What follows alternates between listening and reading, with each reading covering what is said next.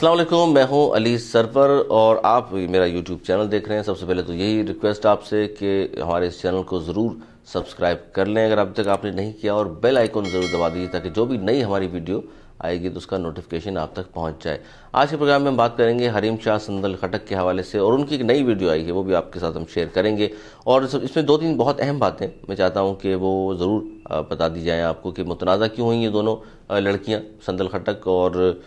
دوسری حریم شاہ، کون ہے، کون انہیں فنڈنگ کرتا ہے، کن کن مشہور لوگوں کے ساتھ ویڈیوز موجود ہیں، بنانے کا مقصد کیا ہے، بیک پر کون ہے، اور کون کون سی ویڈیوز، ان تمام سوالات کے جوابات آج کے اس پروگرام میں ہم آپ کو دیں گے۔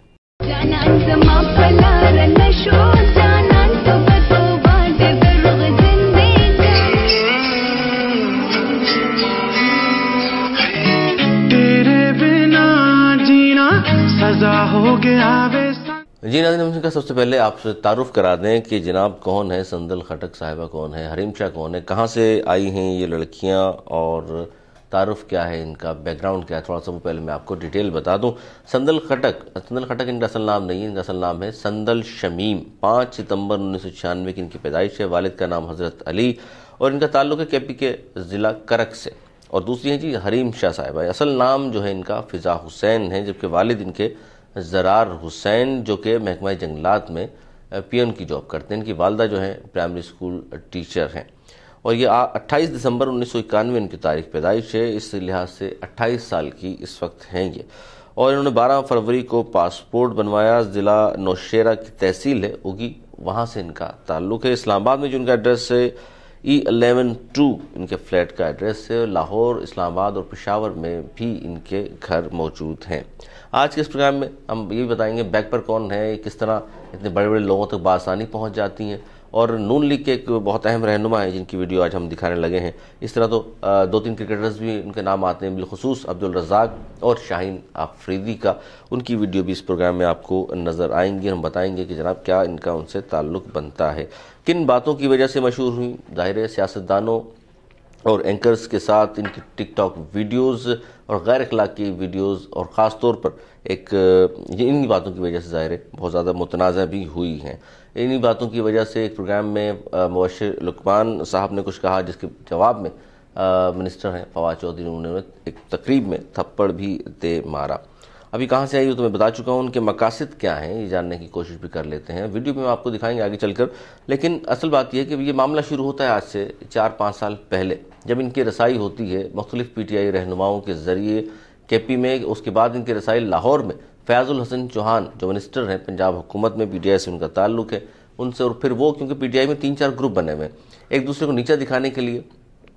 عمران خان کے قریب ہونے کے لیے سب حرکات و سکنات ہوتی ہیں، اور خواتین کو استعمال کیا گیا، ان دونوں کو، سندل شمیم خٹک اور حریم شاہ کو۔ اب حریم شاہ ظاہر ہے ان کے بعد فیاض الحسن چوہان صاحب نے انہیں یوٹیلائز کیا، اور رسائی جو آسانی سے بہت ساری جگہوں پر دی گئی وہ ان کے فون کال کی وجہ سے دی گئی ہے۔ وہ اپنے اس پروگرام میں ہم وہ فون کال بھی سنوائیں گے، کس طرح بے تکلف سے بات کرتے ہیں، ہدایت دیتے ہیں، انہیں نصیحتیں کرتے ہیں، وہ بھی آپ کو سننے کو ملے گی۔ سب سے پہلے تو جس طرح مبشر لقمان صاحب کے جہاز تک یہ پہنچی ہیں، ایئرپورٹ پہ ریکارڈ بھی موجود نہیں ہے کس کے ساتھ یہ گئی ہیں، وہاں ایک ویڈیو انہوں نے شوٹ کر لیا اور وہ وائرل ہوئی بہت زیادہ، جب خبروں میں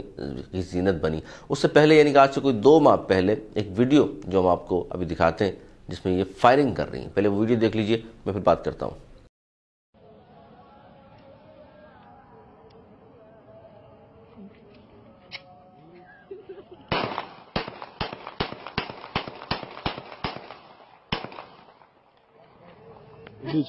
جی ناظرین، ویڈیو آپ نے دیکھا، سرعام جس طرح فائرنگ کی جا رہی ہے۔ اگر اسی وقت ان کے خلاف کارروائی ہوتی تو شاید یہ صورتحال پیش نہ آتی PTI والوں کو جس طرح اب ہو رہی ہیں۔ عمران خان صاحب کے ساتھ بھی تصاویر ہیں، جہانگیر ترین صاحب کے ساتھ بھی ان کی تصاویر ہے، کچھ لوگوں نے کہا کہ نعیم الحق صاحب ہیں، ان کی جانب ریفر کیا گیا فیاض الحسن چوہان کی جانب سے، اور پھر انہوں نے باقی لوگوں سے متعارف کرایا ہے۔ لیکن فیاض الحسن چوہان صاحب کے جس طرح کے تعلقات ہیں اس پر بھی ہم آپ کو ضرور دکھائیں گے۔ جس طرح کی ویڈیو آپ نے دیکھی ہے، اس کے بعد بھی ان کے خلاف کارروائی نہیں کی گئی۔ اب مسئلہ یہ ہے کہ یہ جب اس طرح کی ویڈیو سامنے آئی، بالخصوص جب 2-4 اس طرح کے وزراء کے نام سامنے آئے، اور ایک پروگرام میں مبشر لقمان صاحب نے اس حوالے سے کہا بھی، تو پھر ایک تقریب میں فواد چودھری صاحب نے انہیں تھپڑ دے مارا، زد و کوب کیا اپنے گارڈز کے ساتھ، جو کہ طریقہ کار تو ہرگز درست نہیں ہے، کیونکہ फवाद